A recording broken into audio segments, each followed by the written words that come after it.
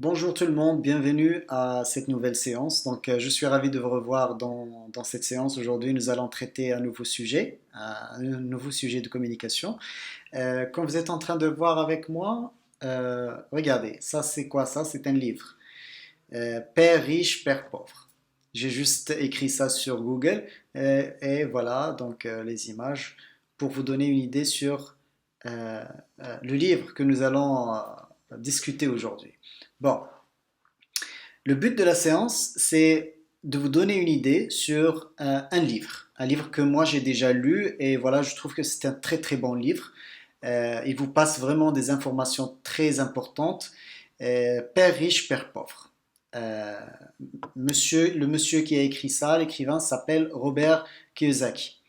Donc, ce que je vais faire moi, à la fin de mon intervention, je vais vous laisser un résumé, une petite vidéo déjà faite que j'ai trouvée sur Internet, d'accord? Et il vous explique avec des dessins le résumé de ce livre-là. Vous allez bien voir, bien regarder, bien écouter la vidéo. Vous prenez des notes, bien sûr. Alors, c'est le résumé général de tout le livre, si vous n'avez pas encore lu le livre. Et par la suite, ce que je vous demande, c'est de nous expliquer à votre manière ce que vous avez appris à partir de ce résumé. Le résumé là, un petit peu détaillé, d'accord?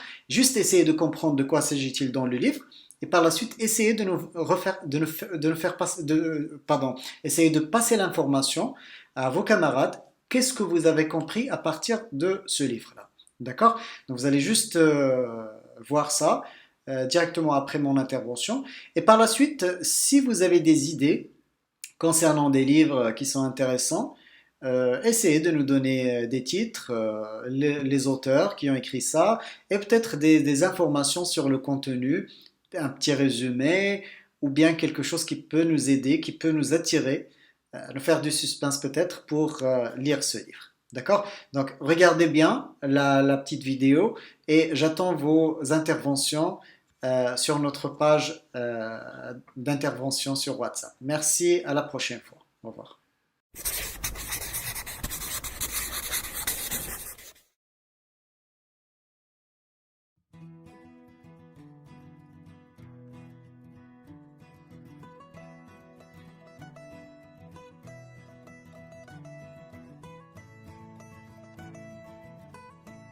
Voici le petit Robert Kiyosaki.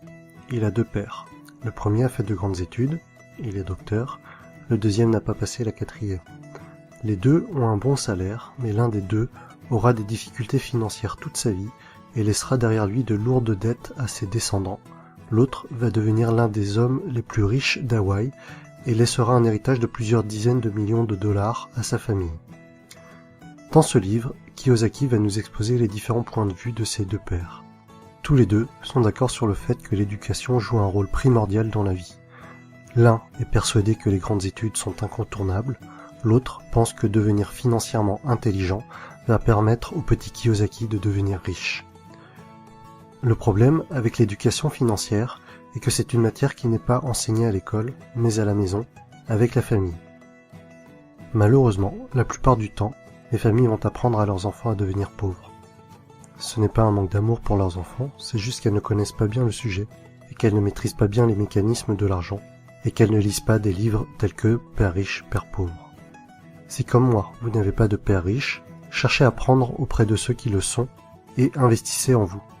Lisez les livres de Robert Kiyosaki, Napoleon Hill, Warren Buffett et tant d'autres. En réalité, la recette pour devenir riche est plutôt facile. Pas besoin d'avoir fait de longues études de comptabilité pour comprendre le principe.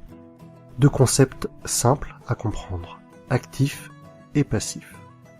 Un actif, c'est quelque chose qui va vous mettre de l'argent dans votre poche. Un passif, c'est quelque chose qui va, au contraire, vous enlever de l'argent de votre poche. En analysant un peu, tout peut être un actif ou un passif. Si vous achetez une voiture, la plupart du temps, il va s'agir d'un passif.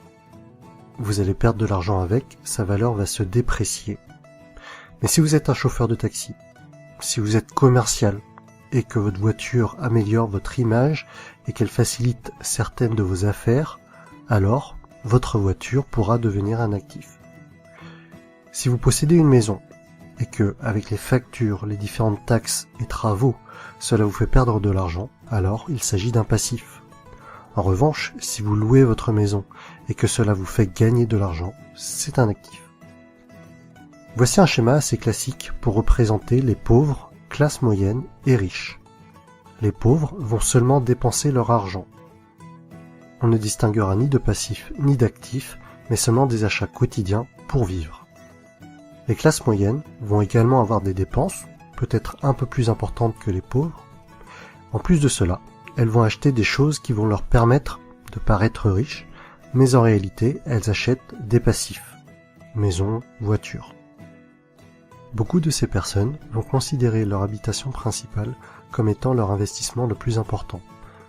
Mais le plus souvent, cela va leur coûter de l'argent et pas leur en rapporter. Les riches passent leur temps, leur énergie et leur argent à acheter des actifs. Plus ces actifs vont rapporter, plus ils vont acheter d'actifs. Et par effet boule de neige, les riches deviendront de plus en plus riches. Les pauvres et les classes moyennes n'évolueront pas ou peu. En fait, l'argent que vous gagnez au départ n'a pas beaucoup d'importance. Vous pouvez très bien gagner 10 000 € par mois et tout dépenser dans des futilités en menant un grand train de vie, grande maison, belle voiture, fêtes, alcool, et au final, il ne vous reste plus rien. À l'inverse, vous pouvez ne gagner que 1 500 € par mois aujourd'hui et réinvestir tout l'argent qui vous reste dans des actifs et devenir de plus en plus riche au fil du temps, jusqu'à peut-être même atteindre la liberté financière et ne plus avoir besoin de travailler. Voici quelques exemples d'actifs. L'immobilier, la bourse, un business ou quelque chose que vous avez créé, un livre que vous avez écrit, des tableaux que vous allez vendre. Alors oui, dans la tête de nombreuses personnes, investir dans l'immobilier, dans un business, acheter des actions, c'est parfois risqué et vous pouvez perdre de l'argent. Par contre, ces personnes-là ne sont pas contre acheter une deuxième télévision à écran plat qui dans 2 ou 3 ans ne vaudra plus rien. Personnellement, je préfère perdre de l'argent en ayant essayé d'investir dans quelque chose qui peut potentiellement me rapporter de l'argent, plutôt que d'acheter une deuxième télé dont je n'ai pas l'utilité. Et au final, même si j'ai perdu de l'argent en ayant essayé d'acheter ou de produire un actif, les leçons reçues de mes échecs seront infiniment plus enrichissantes que de passer 3 heures par jour devant des programmes télé sans intérêt. En résumé, si vous voulez devenir riche, soyez financièrement intelligent, apprenez auprès des personnes qui sont devenues riches, apprenez à limiter vos dépenses, concentrez-vous sur les actifs, limitez les passifs. Et voilà mon résumé du livre Père riche, Père pauvre de Robert Kiyosaki. Si vous avez apprécié la vidéo, mettez-moi un pouce bleu en bas à droite. Et pour suivre mon actualité, abonnez-vous.